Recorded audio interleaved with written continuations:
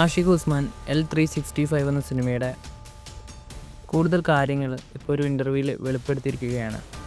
അപ്പോൾ അതെന്തൊക്കെയാണെന്ന് നമുക്ക് നോക്കാം. 1.5 വർഷത്തോളം ഞങ്ങൾ ഈ ഒരു സ്ക്രിപ്റ്റിൻ്റെ പണിപ്പുരയിലായിരുന്നു.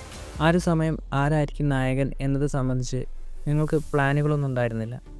തിരക്കഥ പൂർത്തിയായതിനു ശേഷമാണ് ഈ കഥ ലാൽ സാറിനോട് പറയാമെന്ന് തോന്നിയത്. ഇതൊരു കോമഡി ചിത്രമാണോ എന്ന് ചോദിച്ചാൽ ഈ ഒരു സിനിമയിൽ എല്ലാം ഉണ്ട്.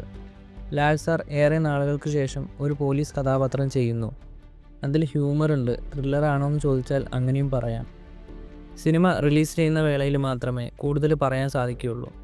സിനിമയുടെ ചിത്രീകരണം ഈ വർഷം ആരംഭിക്കാനാണ് ഞങ്ങൾ പ്ലാൻ ചെയ്യുന്നത്. ഒരു മികച്ച സിനിമ നൽകാൻ കഴിയുമെന്നാണ് ഞങ്ങളുടെ പ്രതീക്ഷ. 4 മണിക്കൂർ എടുത്താണ് ഞങ്ങൾ കഥ ലാൽ സാറിനോട് പറഞ്ഞത്. ആ 4 മണിക്കൂറുകൾ ജീവിതത്തിൽ ഒരിക്കലും മറക്കില്ല. അവിടെ പോകുന്ന സമയം ഈ കഥ അദ്ദേഹത്തിന് ഇഷ്ടമാകുമെന്ന് ഞങ്ങൾക്കറിയില്ല. ഒരു 2 മണിക്കൂർ സമയമാണ് ഞങ്ങൾ പ്രതീക്ഷിച്ചത്. എന്നാൽ ഞങ്ങൾ 4-5 മണിക്കൂർ സമയം ലാൽ സാറുമായി ചെലവഴിച്ചു. അത് പറഞ്ഞറിയിക്കാൻ പറ്റില്ല. ഒരു ഫാൻ ബോയ് മൊമെൻ്റ് തന്നെയായിരുന്നു.